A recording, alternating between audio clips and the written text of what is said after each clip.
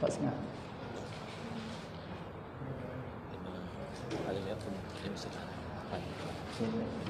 Insyaallah.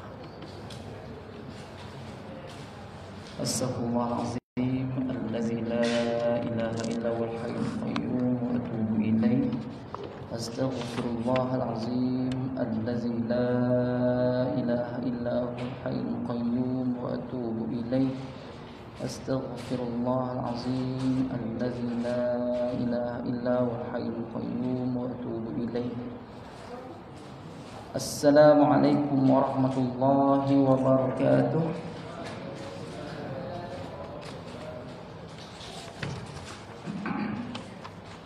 Lahdat Mustafa Rasulullah sallallahu alaihi wasallam wa alihi wa ashabihi wa tabi'in wa tabi'in wal jami'il mu'minina wal mu'minat wal muslimina wal muslimat, khususan li sahibi hadzal kitab syai'un lillahi lahumul fatihah.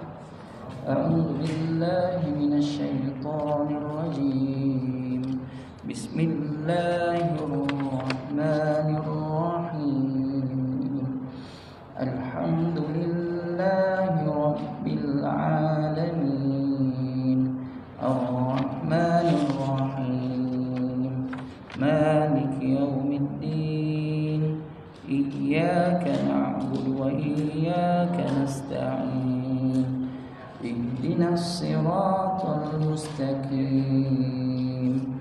Siratal ladzina an'amta 'alaihim ghairil maghdubi 'alaihim waladdallin. Amin. A'udzu billahi samii'il 'aliim minasy syaithaanir rajiim min hamzihi wa nafthihi wa nafsihi. Bismillahirrahmanirrahim. Innal hamdalillah nahmaduhu wa nasta'inuhu wa nastaghfiruh wa na'udzu billahi min shururi anfusina wa min sayyiati a'malina. Wa may yahdihillahu fala mudilla lahu wa may yudlil fala hadiya lahu. Asyhadu an la ilaha illallah wahdahu la syarika lahu wa asyhadu anna sayyidana Muhammadan abduhu wa rasuluh. Qala rabbi shrah li sadri wa yassir li amri wahlul 'uqdatam min lisani yafqahu qawli. Laqad ja'akum rasulun min anfusikum azizun 'alaihi ma 'anittum harisun 'alaikum bil mu'minina raufur rahim. Fa in tawallaw faqul hasbiyallah la ilaha illa huwa 'alaihi tawakkaltu wa huwa rabbul 'arsyil 'azim. Wa man yattaqillaha yaj'al lahu makhraja wa yarzuqhu min haitsu la yahtasib. Wa man yatawakkal 'ala Allahi fa huwa hasbuh. Innallaha balighu amrihi. Qad ja'alallahu likulli syai'in qadra. Bismillahilladzi la yadurru ma'asmihi syai'un fil ardh wa la fis samaa' wa huwas samii'ul 'aliim. Allahumma aftah 'alaina hikmataka wanshur 'alaina min khazaini rahmatika ya arhamar rahimin. Rabbi yassir wa la tu'assir, Rabbi tamim bil khair, Rabbi zidna 'ilman warzuqna fahman, Rabbi ja'alna minas salihin. Allahumma faqqihna fid din wa 'allimna ta'wil. Walhamdulillahi rabbil alamin. Amin amin ya rabbal alamin. Alhamdulillah. Yang saya hormati tuan pengurusi masjid, tuan-tuan imam, tuan-tuan bilal, tuan-tuan ahli jaga dan kuasa masjid, para alim ulama, tuan-tuan guru, para asatizah, tuan-tuan haji, puan-puan hajah, hadirin hadirat, muslimin muslimat rahimakumullah wa ajma'in. Alhamdulillah. Apa khabar semua? Sihat? Alhamdulillah. Syukur yang tidak terhingginya kepada Allah Subhanahu wa taala atas nikmat-nikmat yang diberikan kepada kita khususnya pada petang ini nikmat dapat mengerjakan solat fardu asar secara berjemaah sebagaimana yang telah ditunjukkan oleh junjungan besar kita Nabi Muhammad sallallahu alaihi wasallam, dan syukur juga kepada Allah Subhanahu wa taala sehingga ke petang ini kita dibenarkan untuk sama-sama menjalani ibadah puasa. Walaupun ada kadang-kadang di sana perbuatan-perbuatan yang tidak mengikut dasarnya itu Al-Quran, namun kita berharap dengan apa yang dibacakan, didoakan oleh imam tadi, dipimpin oleh bacaan imam tadi, mudah-mudahan kita termasuk dalam golongan orang-orang yang disebutkan. Amin ya rabbal alamin. Tuan-tuan ke Allah Subhanahu wa taala, bila sebut bulan Ramadan mesti ada peristiwa-peristiwa yang agung di dalamnya. Antaranya peristiwa nuzulul Quran. Peristiwa nuzulul Quran ini merupakan tarikh atau masa yang orang-orang Islam sendiri mengambil ihtimam, mengambil berat supaya hari itu tidak dipandang remeh. Nuzul Quran, biasa je. Tak. Orang Islam bila sebut nuzul Quran, dia macam sebut bulan Ramadan lah, penting. Ya. Sebab dalam bulan Ramadan ni Allah turunkan satu anugerah kepada umat ini, dijadikan anugerah itu sebagai petunjuk, dan memegang petunjuk ini sebagai mengambil keterangan-keterangan supaya beroleh kita jalan yang diredai oleh Allah Subhanahu wa taala. Kita dengar ustaz-ustaz kita sebut syahrul ramadan allazi unzila fihi al-Quran, hudan linnas wal bayyinat. Cukup ayat itu sampai situ sudah memadailah, tak payah yang terang-terang yang lain, tuan-tuan ya. Baik. Bulan Ramadan kata Allah Taala dalam surah Al-Baqarah ayat 185, Syahrul Ramadan allazi, Allah gunakan isim nakirah dipanggil, ya, syahrun. Bila bahasa Arab ni tuan-tuan, bulan syahrun komplit, tak kiralah 30 hari ke 29 hari ke, dipanggil syahrun. Sebulan penuh di bulan Ramadan tu diturunkan, ada masanya tertentu, gitu dia. Syahrul Ramadan allazi unzila fihi al-Quran, diturunkan padanya, pada bulan Ramadan tadi, Quran. Bila sebut Quran ni tuan-tuan, sudah pasti apa ada kelebihan pada Quran, mesti ada, bukan suka-suka Allah turunkan ni, ya. Macamlah kita belikan anak kita kereta, suka-suka kita beli, tak, mesti ada kelebihan pada apa yang ada pada anak kita ni, ya. Dan kereta itu ada kelebihan untuk diguna dan sebagainya. Dan Allah jadikan satu kitab dipanggilnya Al-Quran, panduan Al-Quran ni untuk jadi petunjuk.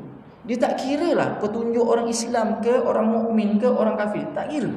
Kanak-kanak ke dewasa, tak kira. Sebab tu ayat tu menjelaskan umum, ya. Tapi bila sebut nakirah sebenarnya khusus. Manusianya kalau tinggalkan Al-Quran dia akan sesat. Sebab apa? Allah sebut hudan linnas, petunjuk bagi manusia. Dan Nabi SAW sendiri menyebutkan, taraktu fikum amrain, aku tinggalkan kepadamu dua perkara je. Nabi kata, aku ni mati ni, nak mati ni, tinggalkan kepada kita semua ni dua perkara je. Amrain, ya, lam tadilu ma tamasaktum. Ada hadis yang lain fi riwayah faman tamassakum dan tadilu abada. Ada gitu, ya, ayat hadis itu dalam riwayat. Apa maksudnya? Tidak akan sesat sampai bila-bila mereka yang berpegang pada dua ni, ya. Fama tamassaktum bihima, mereka yang gunakan kedua-dua ni. Yang pertama Al-Kitab ataupun Kitab Allah atau Kitabullah wa sunnatihi, iaitu memegang kitab Allah, yakni Al-Quran. Yang kedua sunnah Nabi, hadis maksudnya, ya, hadis Nabi. Jadi kalau kita pegang dua ni, jadilah hudan tadi. Hudan linnas wal bayinat. Dan dalam Al-Quran itu menjadi keterangan. Apa saja masalah? Apa saja masalah? Ada keterangan-keterangan. Contoh, kita kan sakit. Lagilah usia-usia senja ni tuan-tuan dia. Maka Allah turunkan Quran itu sebagai syifa. Macam mana dalam surah Al-Isra ayat 82, wa nunazzilu minal Qur'ani ma huwa syifaa'ul lil mu'minin. Kami turunkan apa? Al-Quran. Wa nunazzilu minal Quran. Kami turunkan apa dari minal Quran itu, sebahagian daripada Al-Quran atau keseluruhan daripada Al-Quran, syifa, penyembuh. Hari ini kita sibuk, ya. Bagus juga ikhtiar kita pergi klinik, ya, seminggu 3 kali, seminggu 2 kali, seminggu atau sebulan atau 3 bulan sekali, gitu. Ya, pergi ikhtiar. Itu Ahlussunnah wal Jamaah. Akidah Ahlussunnah wal Jamaah ini, dia mesti ada usaha dan ikhtiar, bukan berdoa saja atau serah bulat-bulat kepada Allah Taala saja. Tak ada. Kita bukan Jabariyah, kita bukan Qadariyah. Kita Ahlussunnah wal Jamaah mesti ada ikhtiar, kemudian berdoa, kemudian bertawakal. Itulah Ahlussunnah wal Jamaah. Jadi wa nunazzilu minal Qur'ani ma huwa syifaa'u wa rahmatul lil mu'minin. Dia bukan syifa saja, bahkan rahmat. Dapat belas ihsan. Siapa jadikan Al-Quran, nanti Allah bertambah sayang kepada kita. Ya, kasih Allah pada kita. Sebab kita gunakan kalamnya sebagai mengambil jalan ikhtiar. Gunakan doa, ayat Quran untuk sembuh penyakit. Kan banyak. Ada ubat-ubat dari tumbuh-tumbuhan, ya, kayu-kayu, ya. Ada dari biji-biji jadi ubat, ya, biji, bukan biji, ya, biji.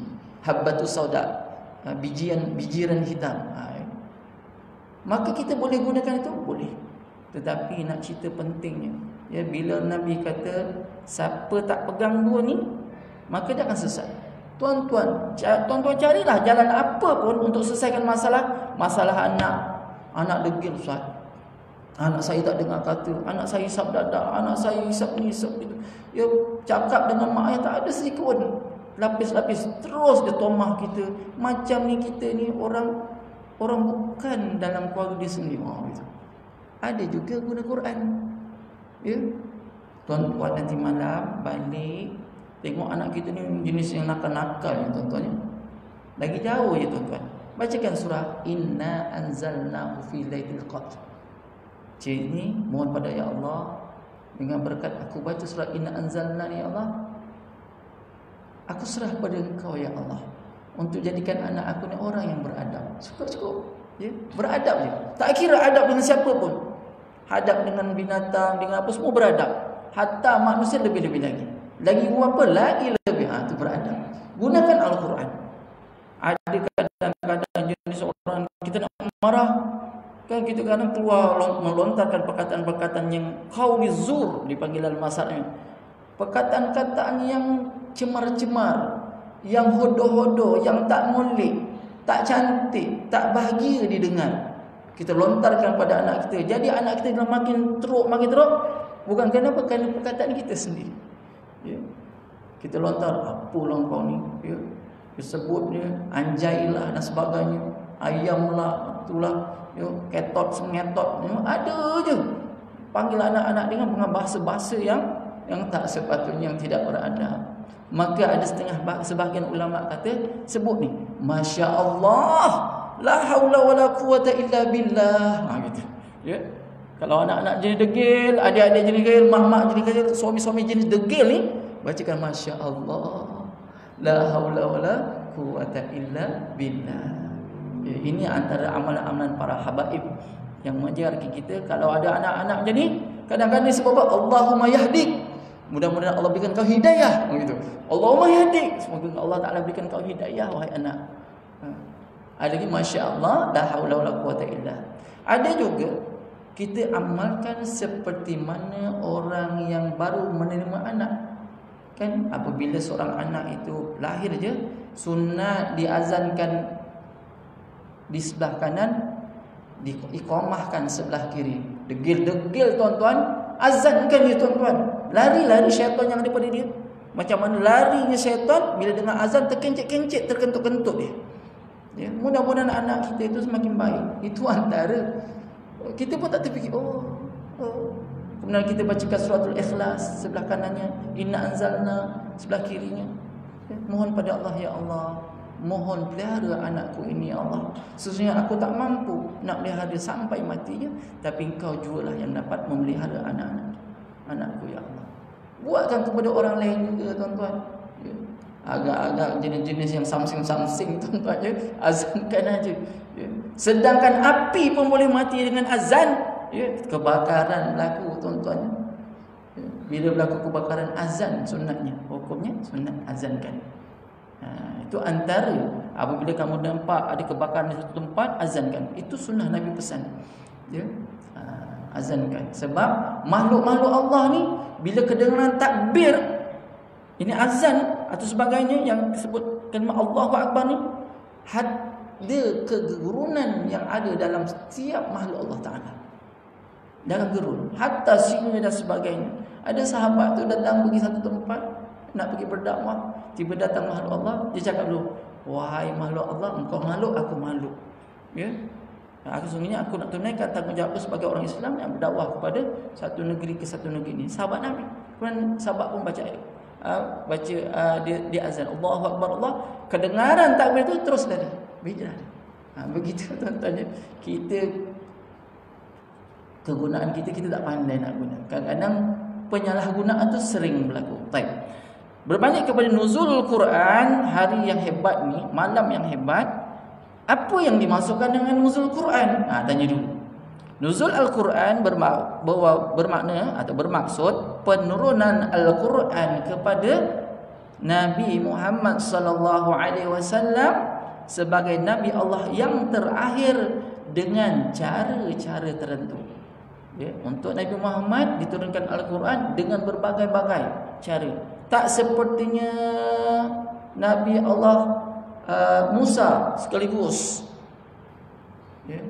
Nabi Allah Isa sekaligus, Zabur, Taurat, Injil semua sekaligus. Tapi Al-Quran beransur-ansur. Nanti kita tengok hikmah dia. Kenapa sebab ansur-ansur, ya? Baik. Bilakah berlaku nuzul Quran? Pertanyaan. Bila ustaz ni nuzul Quran tu Nabi dah jadi Nabi? Tak lagi. Bila Nabi dah jadi Rasul, barulah turunnya Quran. Ya. Bila tu terdapat pendapat. Yang pertama, pendapat Ibn Ishaq dalam kitab Bidayatun Nihayah yang menyatakan bahawa nuzul Quran jatuh atau berlaku pada 17 Ramadan. Bila? 17 Ramadan berdasarkan firman Allah Subhanahu wa taala dalam surah Al-Anfal ayat 41. A'udzu billahi minasyaitonir rajim. In kuntum amantum billahi wa ma anzalna ala abdina yawmal furqan وَمَا أَنزَلْنَا عَلَى عَبْدِنَا يَوْمَ الْفُرْقَانِ يَوْمَ الْتَقَى الْجَمْعَانِ وَاللَّهُ عَلَى كُلِّ شَيْءٍ قَدِيرٌ. Maksudnya, jika kamu beriman kepada Allah dan kepada apa yang telah diturunkan oleh kami, yakni Allah, kepada hamba kami yang bernama Muhammad pada hari Al-Furqan, iaitu hari bertemunya dua angkatan tentera Islam dan kafir di medan perang Badar, dan ingatlah Allah Maha Kuasa atas tiap-tiap sesuatu. Bila sebut Furqan, dia kata jatuh pada hari perang Badar. Peperangan perang Badar ni bila? Bulan Ramadan turun ayat Quran. Sebab ada para ahli ulama menyusun bukan Iqra dulu, bahkan ada ayat yang lain dahulu. Ini tentang ayat ni surah Al-Anfal ni lah, turun dulu mengatakan begitu, ya. Tetapi bila ini pendapat pertama. Pendapat kedua, selain itu Ibn Hajar Al-Asqalani berpendapat bahawa nuzul Al-Quran berlaku pada tanggal 24 Ramadan. Jarang dengar Ustaz 4 Ramadan ni. Apa dalil dia Ustaz? Ya. Berdasarkan hadis daripada Wasilah Al-Asqa, unzilat suhuf Ibrahim fi awal lailat min Ramadan wa unzilat Taurat lasta madina min Ramadan wal Injil li 13 khalas min Ramadan wa anzal Al-Quran li 24 khalas min Ramadan. Riwayat Imam Ahmad dan Baihaqi. Maksudnya daripada Wasilah Al-Asqa, suhuf Ibrahim. Dia kata apa? Suhuf Ibrahim. Suhuf ni apa? Lembaran, helaian kertas yang diturunkan daripada Allah Ta'ala. Ada ayat-ayatnya, ya. Untuk Nabi Ibrahim diturunkan bila? Diturunkan pada malam pertama. Pertama bila? Pertama Ramadan. Malam 1 Ramadan pertama ni, malam ni tarawih contoh. Ya, start tarawih, malam itu diturunkan pada Nabi Ibrahim. Suhuf. Suhuf ada ke Ustaz dalil lain? Kita baca sabisma rabbikal a'la, apa hujungnya? Kan kita dengar selalu. Kemudian apa? Taurat diturunkan pada 6 Ramadan. Bila? 6 Ramadan. Injil diturunkan pada 13 Ramadan. Dan Allah menurunkan Al-Quran pada 24 Ramadan. Ini dalil satu lagi. Cuma berdasarkan huraian di atas, para ulama bersepakat, ijma' ulama sepakat bahawa nuzul Al-Quran berlaku pada malam Ramadan. Itu sepakat. Tapi tarikhnya tak sepakat. Namun justru itu tradisi di negara kita, umat Islam menyambut peristiwa nuzul Al-Quran ni pada bila? 17 Ramadan. Tak ada masalah. Nak tuan-tuan nak ambil 17 Ramadan boleh, nak 24 boleh. Tapi sinonim negara kita, khususnya daerah Muar ni, ambil 17 Ramadan. Malam ni dah 17 Ramadan. Ya. Bakal kita mengambil peristiwa tersebut tentang turunnya Al-Quran. Allahu Akbar. Kemudian ada satu lagi pertanyaan. Bagaimanakah proses nuzul Quran ni? Proses turun Quran tu macam mana? Proses nuzul Al-Quran ni terbagi kepada 3 tahap. Ya? Ada 3 tahap, 3 peringkat. Turunnya Al-Quran ni 3 tahap. Kita ingat sekaligus.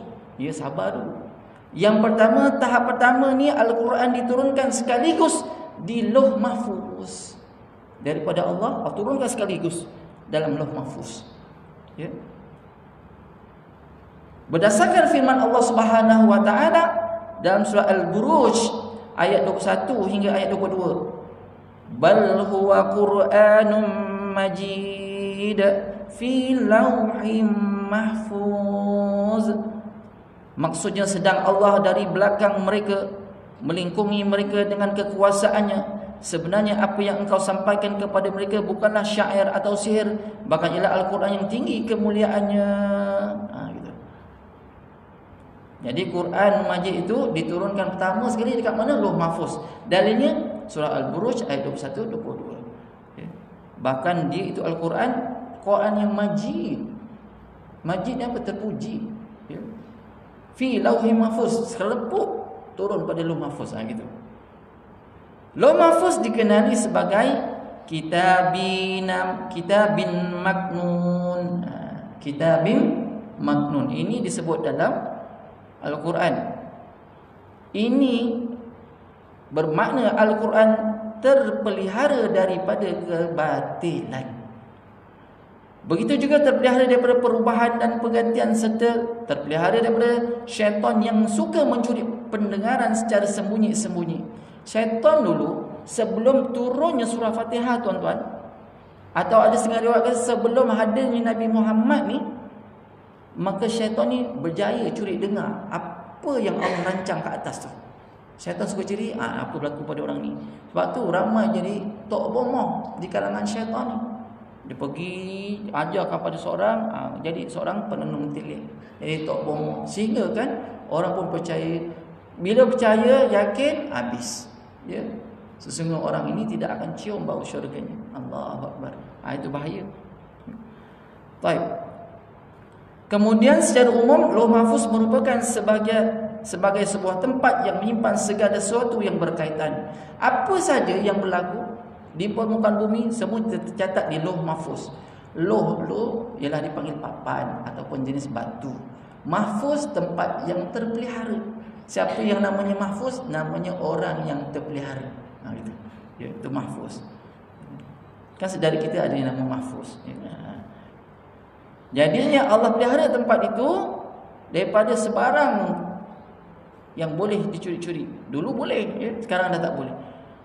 Al-Quran menyimpan segala sesuatu yang berkaitan dengan qada dan qadar Allah Subhanahu taala juga di Lauh Mahfuz tu. Al-Quran di Lauh Mahfuz adalah dalam bentuk hafalan malaikat yang berupa lafaz bahasa Arab. Jadi ada orang tanya, Ustaz, Allah tu bila berkata kalamullah tu, dia berhuruf ke tak berhuruf? Ada orang tanya ni. Jadi pening kita. Kan perkataan Allah tak serupa dengan makhluk. Habis macam mana boleh tertulis Alif Lam Mim? Adakah itu perkataan berhuruf Allah sebut tu berhuruf? Huruf Allah tak sama dia. Itu hafalan yang dihafal oleh malaikat. Dan malaikat ni mengajar Nabi ini bacanya. Maka orang Arab dengar, oh Alif Lam Mim, dia pun tulis Alif Lam Mim. Gitu bentuk dia. Sedangkan Allah ni, dia cakap tak sama dengan apa yang, tapi bunyinya sama. Begitu, bunyinya sama, tapi tulisannya tak serupa. Ini perbahasan ulama. Sebab laisa kamitsli syai'un wa huwas samiul basir. Itu antara bukti. Kalau gitu tulisan Allah terus.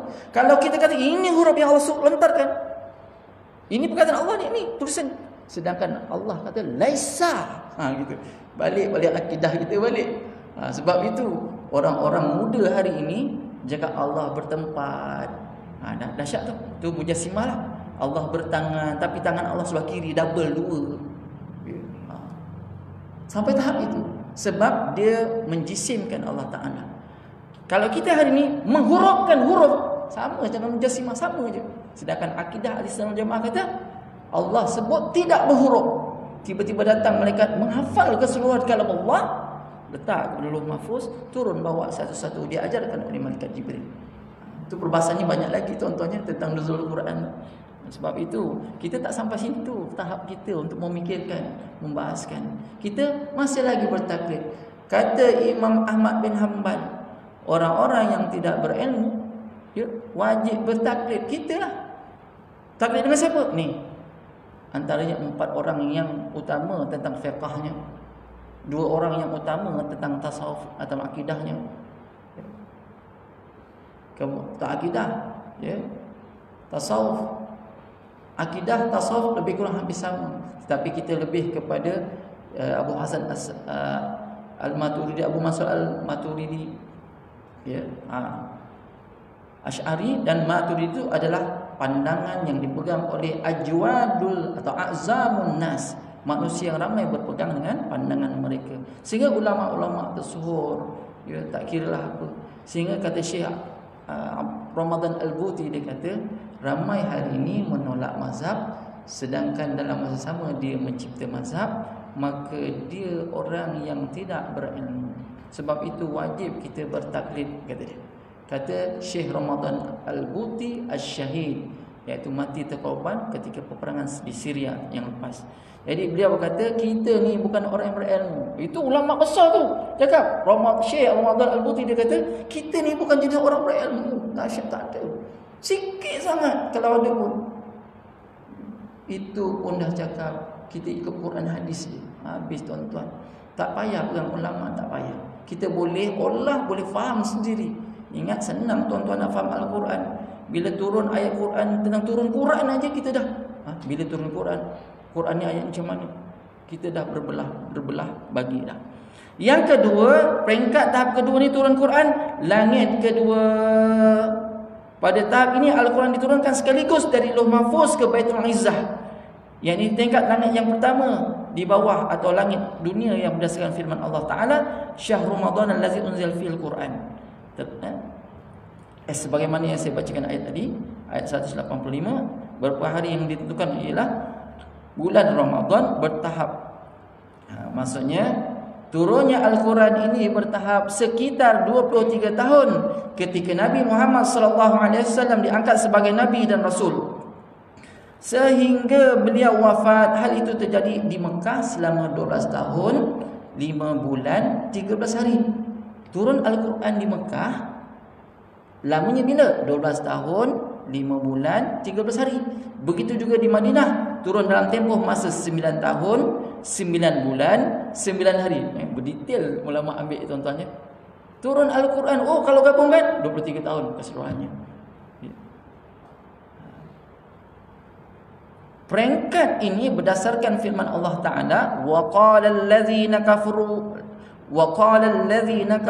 laula nuzila alaihi al-Quran jumlatan wahidatan kadzalika tusabbitu bihi fuadak warattilnahu tartila. Surah Furqan ayat 32. Dan orang-orang yang kafir berkata, mengapa tidak diturunkan Al-Quran itu kepada Muhammad semuanya sekali dengan sekaligus?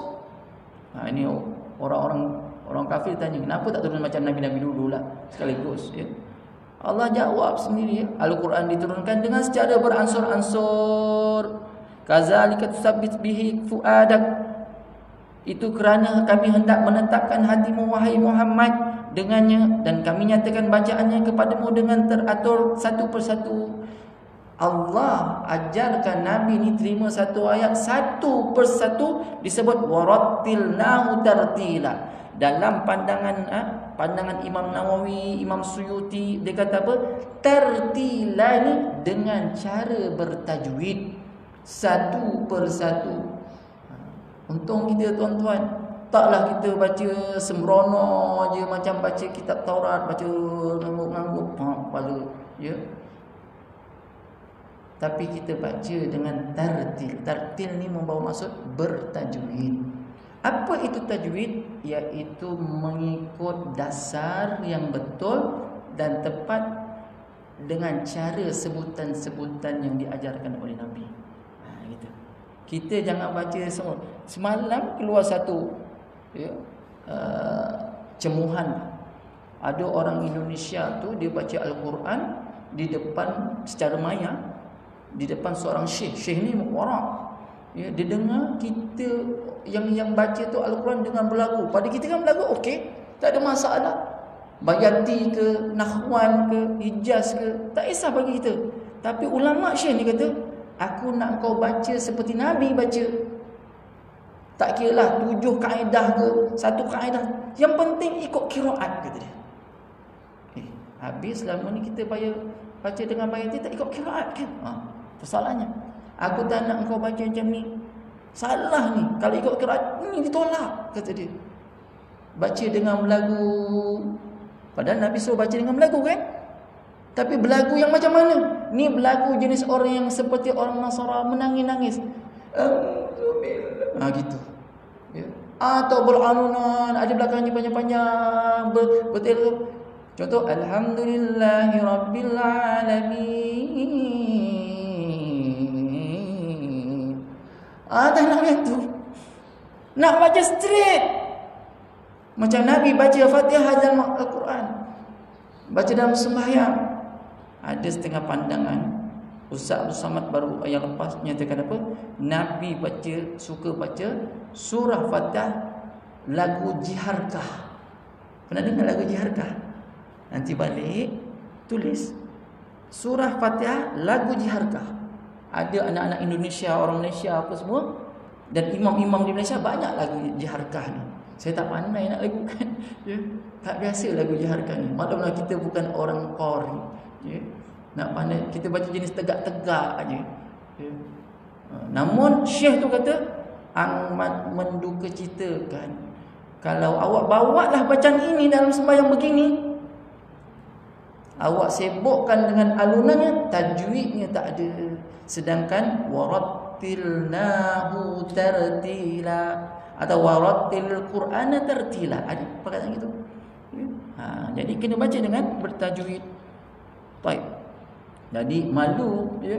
Dia kata disebut negara mana? Indonesia, Filipina, Malaysia pun sebut. Orang Malaysia suka baca ni kata. Ya, Allah malu kita ya. Tapi itulah apa kandanya. Apa yang kita dapat itu yang kita bawa biasaannya. Tontonnya. Tapi malangnya bagi ulama-ulama qiraat dia tak suka macam tu. Awak nak baca dengan 7 jenis. Kalau boleh bawa Warsh dan Qalun contoh. Wadduha wal-laili idza saja. Boleh? Sabbisma rabbukal a'la allazi khalaqa fasawwa. Pun boleh. Silakan kalau awak tahu tentang qiraat itu. Tetapi awak jangan bertele-tele seperti ini. Belakangnya kan nenek-nenek kita, nyai-nyai kita kan suka nyanyi belakang kan. Dia buat lagu Uji Rasid lah. Lagu tu lah. Lagu diingat Al-Quran. Itu. Tak ya. Kena hati-hati di situ. Jadi kena templak juga kita tontonnya. Allah tak apalah. Kita akan perbaiki demi masa ke semasa insya-Allah. Kemudian wa Qur'anan faraqnahu litaqra'uhu 'alan nasi 'ala muksin wa nazzalnahu tartila. Ada lagi ayat Quran yang diturun bukti ataupun dalil turunnya satu persatu ni. Beransur-ansur. Dan Al-Quran itu kami bahagi-bahagikan supaya engkau membacakannya kepada manusia dengan lambat, tenang, dan kami menurunkannya beransur-ansur. Surah Al-Isra ayat 106. Sebab itu Al-Quran ni jangan baca gopok-gapah. Ya. Tadi pagi saya ditanya, Ustaz, boleh tak kita buat majlis khatam Quran tanpa ada baca Quran? Nak khatam je. Agak-agak malu tak kalau kita buat. Quran tak dibaca, Nabi nak buat khatam Quran. Sebab budaya. Saya cakap, buatlah, apa salahnya? Mudah-mudahan dengan awak buat khatam Quran, lepas awak khatam, awak mulakan balik semula. Ya? Jangan langsung tak buat. Khatam Quran pun tak nak, baca Quran pun tak nak. Ya? Allahu Akbar. Jadi kita tuan-tuan kena tahu. Apakah perbezaan Lailatul Qadar dengan nuzul Quran? Apa beza dua ni? Lailatul Qadar mempunyai hubungan dengan nuzul Quran. Malam Lailatul Qadar kita sebutkan malam Lailatul Qadar, sedangkan Lailah tu ada malam. Kita sebut malam-malam Lailatul Qadar ya. Maka malam ketetapan yang lebih tepat. Maksudnya malam ketetapan. Ya. Lailatul Qadar mempunyai hubungan dengan nuzul Quran kerana Al-Quran diturunkan dalam bulan Ramadan. Menurut Ibn Hajar Asqalani bahawa kemungkinan Lailatul Qadar berlaku pada malam Al-Quran diturunkan sekaligus di langit dunia. Quran dipanggil turun ke Baitul Izzah, daripada Lauh Mahfuz ke turun pada Baitul Izzah, kemudian diturunkan satu persatu. Di Baitul Izzah tu apa Ustaz? Ini langit pertama, bawah langit pertama tu ada tempatnya. Diturunkan di situ. Setengah ulama kata, ya. Baik. Jadi diturunkan situ bila nak turun kepada Nabi semua tak boleh.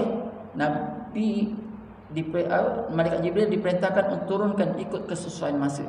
Dalil ni yang sebut tadi dua surah, surah Furqan ayat 32 dan surah Isra, turun satu persatu supaya kamu baca dengan lambat, tenang, dan kami menurunkannya beransur-ansur. Itu dalil bahawa Al-Quran diturunkan daripada Baitul Izzah secara beransur-ansur. Kemudian Al-Quran mulai diturunkan ke bumi secara beransur-ansur, walau bagaimanapun Lailatul Qadar masih berlaku di setiap bulan Ramadan, manakala nuzul Quran sudah tidak berlaku lagi. Nuzul Quran sekali itu je lah, turunnya Quran sekali itu. Tetapi malam Lailatul Qadar tiap-tiap tahun, tiap-tiap malam Ramadan, ya, tiap-tiap Ramadan akan jumpa malam Lailatul Qadar. Sebab itu tuan-tuan, tolong doa ya, ambil keberkatan. Ya Allah, berikan rezeki kami bertemu malam Lailatul Qadar pada tahun ini dan pada tiap-tiap tahun. Dan tolonglah kami ya Allah untuk menghidupkan malam tersebut dan mendirikan segala amal ibadah yang termampu oleh kami pada malam tersebut bi rahmatika ya arhamar rahimin. Dalam bahasa Arabnya, Allahumma rzuqna lailatul qadri fi hazi sanah wa fi kulli sanah wa inna ala ihya'iha wa qiyamiha bi rahmatika ya arhamar rahimin. Saya ulang sekali lagi, tuan-tuan ikut. Boleh? Allahumma rzuqna lailatul qadri fi hazi sanah wa fi kulli sanah wa a'inna ala ihyaiha wa qiyamiha birahmatika ya arhamar rahimin. Amin. Amin ya rabbal alamin. Maksudnya Ustaz, saya dah sebut tadi, Allahumma rzuqna, ya Allah rezekikanlah kami ya Allah. Kita minta rezeki sebab jumpa malam tu bukan satu rezeki. Allahumma rzuqna lailatul qadr, ya Allah rezekikan kami dengan bertemu malam lailatul qadr. Fi hazi sana, pada tahun ini ya Allah. Maknanya bulan Ramadan ke tak Ramadan ke, jumpakan juga ya Allah, minta. Wa fi kulli sana, dan kami juga minta pada setiap tahun jumpakan kami ya Allah. Wa aina, dan tolong bantulah kami ya Allah. Ala ihya'iha, untuk menghidupkan malam tersebut. Ada orang hidup dengan cara lain. Kita nak cara Allah Ta'ala. Minta bantu Allah, tolong hidupkan malam tersebut. Wa ihya'iha wa qiyamiha, dan mendirikan segala amal ibadah. Tak kiralah sama ada solat tarawih ke, ya, solat tahajud ke, solat. Lebih-lebih lagi kita nak bertemu pada akhir Ramadan nanti, ya 10 akhir ni. Jangan pernah miss tuan-tuan solat-solat, ya, di malamnya, terutamanya solat rawatibnya, solat tarawihnya, solat witirnya, tasbihnya, taubatnya, hajatnya, istikharahnya. Minta segala apa dengan menggunakan jalan solat. Kalau tak mampu solat, banyakkan Quran, baca Quran. Siapa nak mulakan Al-Quran, baca sikit-sikit. Mula-mula pegang, lama-lama tengok ayat pertama, baca pula ayat pertama, kemudian suduri, biar lagi buka lagi. Gitu je tuan-tuan. Cuma kaedah zaman saya belajar dulu, ustaz saya pesan, awak ni adalah orang tak suka baca Quran. Bukan tak suka baca, pegang pun tak suka, bawa pun tak suka. Ni saya kasih kaedah, kata dia. Apa ustaz? Awak beli Quran kecil. Quran kecil tu beri. Tapi ingat, bukan beli Al-Quran, kata dia. Ambil Al-Quran tu, saya beli dengan hasil usahanya, itu saya bayar, Qurannya saya tak bayar. Saya baca itu untuk saya. Ya, sebab jual Quran haram hukumnya. Ya, tapi jual tentang khidmatan kertasnya, plastiknya, zipnya, masuk dalam kocek. Tapi syaratnya masih ada wudu. Tak.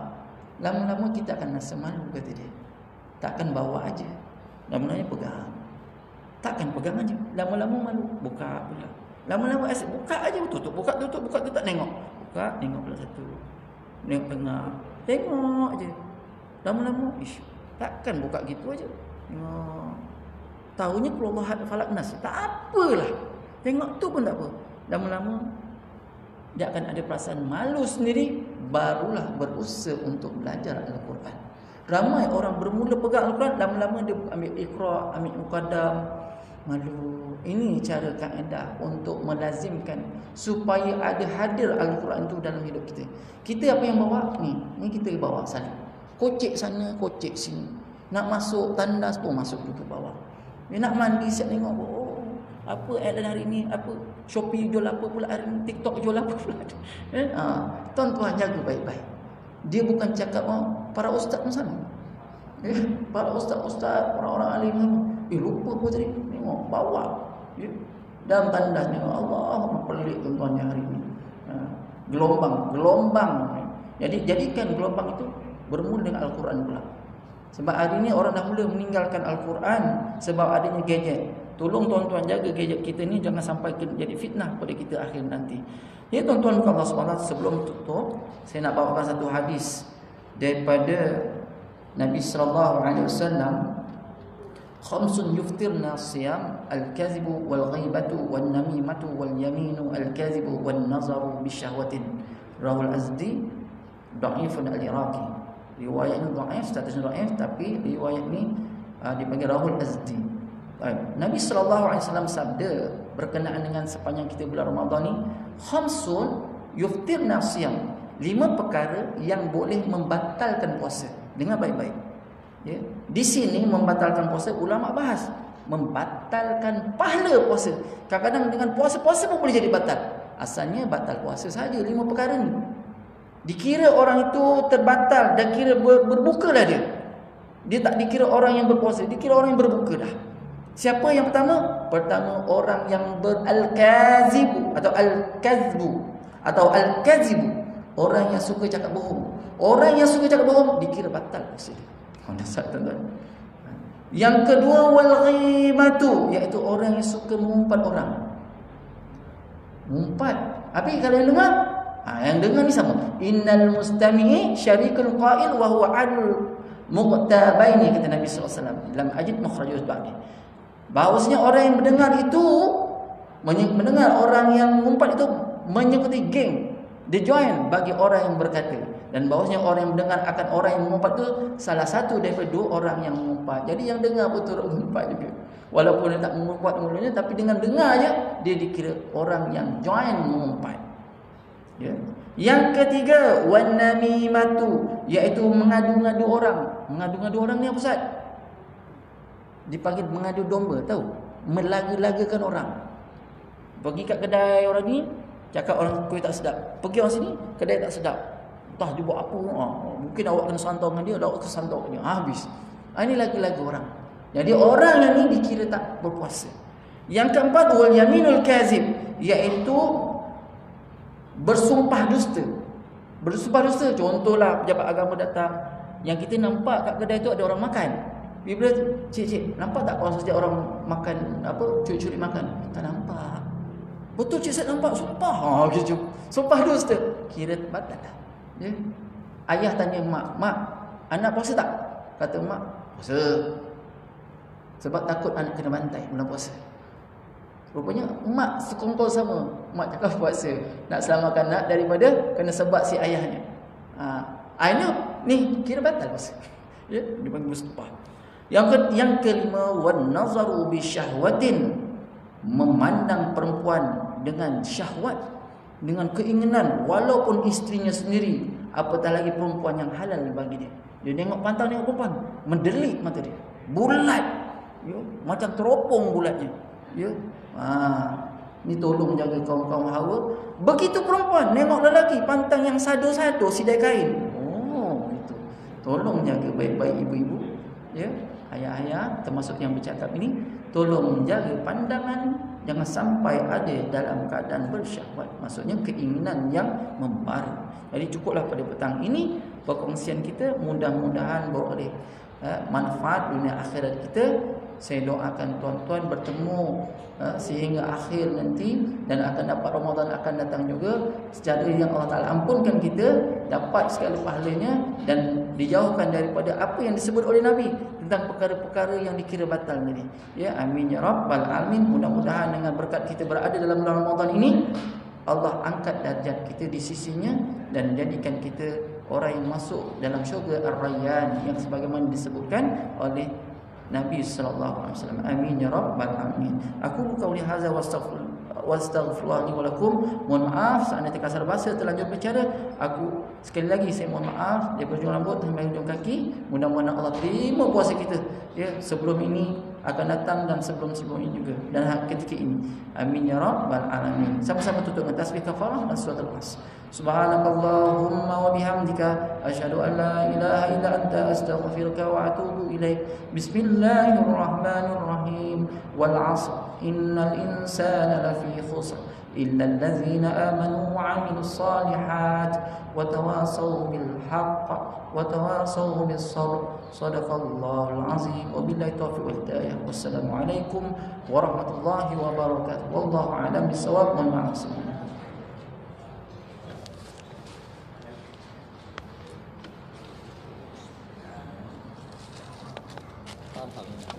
Sama-sama kita terima kasih. InsyaAllah. Amin. Bontrok ya.